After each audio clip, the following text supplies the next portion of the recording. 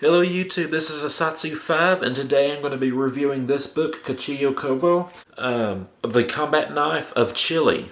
Not to be confused with the Texas flag, that's the Chilean flag from Chile in South America. And basically the Cuchillo Corvo basically means carved knife in Spanish. And this is a introduction to the blade, and you're probably not going to find a whole lot more information on this knife other than this book. Nothing is going to be as good as this book. In Bill Bagwell's Battle Blades book, he does mention this knife, or he has a article on this knife, and he gives his opinion of it. But this is going to be way more comprehensive. So let's get down and look at the tabletop, and I'm going to review this book. Alright, let's get started. This is by Fernan Vagres, hope I'm pronouncing that correctly, and James Loriga. Anyways, this is a small history, cultural, and treatise on the Corvo knife. There was a extreme ratio version of the knife, very expensive. And let's see, we got an introduction, forward. This is the shape of the Corvo Commando, or Commando Corvo. And you'll notice that this is really strangely shaped. You got a double-edged knife that goes to a 90-degree angle. And believe it or not, this is the inverted edge, and this is the primary edge. So this will be your false edge, and that will be your primary edge when you use it. Now you can use it. The handles are generally symmetrical in these combative Corvos, so you could use it in different ways. But you're mostly going to be using the beak offensively, so you're not really using this as a primary cutting edge right there. But the knife comes from Spain, or there's the Corvo Populero. That's a more agriculturally centered tool right there. But before I get ahead of myself, this knife originates... I don't want to say originates, it's not uniquely Spanish, but it was introduced to South America from Spain, just like the sacatripas, the espada, the Argentina Creole knives. Latin America got their blade culture from Spain. It is interesting, this is the more agriculturally based one. You got, this is the Commando one, Corvo Commando, and then you got the more gently carved version of it. This one's nicknamed the Claw of the Puma. You got the Devil's Hoof. And this is the Condor Peak right here. But they make a comparison between, or a connection between the African Handido, sorry, I'm pronouncing this terrible, the Sacatripas and the Jambia. And the Jambia is a Middle Eastern knife. And I imagine that's where this African knife came from, because they're very similar.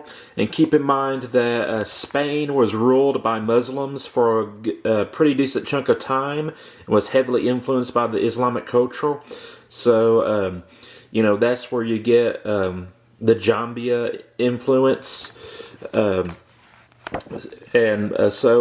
it's kind of interesting. This knife kind of has that Jambia look. I think you can also call it a Kinjal.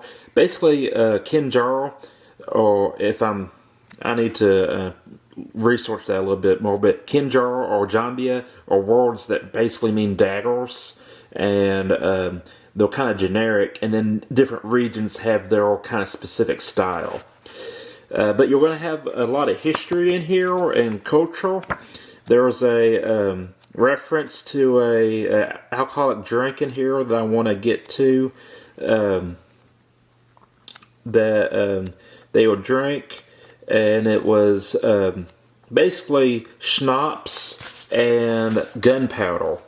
This is it right here. I probably can't pronounce it that well. Chuplica de Diablo, a mixture of gunpowder, and however you say that, it basically means schnapps in Spanish. And the Chileans would drink that and then go into a rage or berserk mode and start killing people. This knife has been associated with Chile for a long time with the peasant class and agricultural people. But in the War of the Pacific, which was like in the late 1879 to 1883, Chile got their independence from Bolivia and Peru, which was its ally. And it was also a kind of a naval battle as well, this in the Pacific. And that's where this knife's fame got really famous in that area. But it's an interesting knife. I've heard of it through Bill Bagwell, and I came across this book. I had to buy it. This book does have some how-tos, and it also mentions the fact that in great stress, the Chileans would drop their guns and just charge people with their knives. And you kind of see how he's using that knife to combat a bayonet. But the kind of the basics, you're not going to get any advanced techniques, but like I said, there's the standard grip, and that's the introverted grip, to kind of show how you're supposed to use it and how you can potentially use it. It's kind of more of a ripping knife. And the fighting system, there was a traditional fighting system that borrowed heavily from the Navaja Craca and Spanish fighting styles that you see in Argentina. But then when the Chile military started investing in an actual system, because the original system wasn't written down as a father and son, uncle to nephew type of affair, they wanted to systemize it. They borrowed a lot from Taekwondo and karate, and made katas, and there was some kind of rigid movements. And those are the techniques that you normally, or that you're going to see in this book, is those more rigid Eastern martial arts techniques, using katas. Katas are forms that someone feeds you a technique, and then you use your counter technique, and it's very universal in karate, Taekwondo. I can't remember if Kung Fu uses these types of forms, but it's pretty standard practice. Anyways, those are basic techniques. I want to get to the page where they actually get into the katas. Here we go. This guy's going to feed him a diagonal slash. Then he's going to do a counter cut to the forearm, and check the arm, and then cut to the head and neck with his knife. And the really interesting thing about this how-to section is that they basically do the same technique but apply it to different cuts. So every technique is going to end with you checking the arm and cutting to the head and neck. And that can be a good thing or a bad thing. If you're not really studying to be a martial arts master, you just want a quick and dirty technique, this can work in many different ways. But then again, if you want to be a little bit more advanced, this book is not going to make you an advanced fighter, but it does add something. It does give something for you to try and put into your toolbox. And then you have the other combative considerations. And this is where things get kind of disappointing for me. It seems that they put this chapter in here twice. So we have other combative considerations. You have distance, physical strength and status, mobility.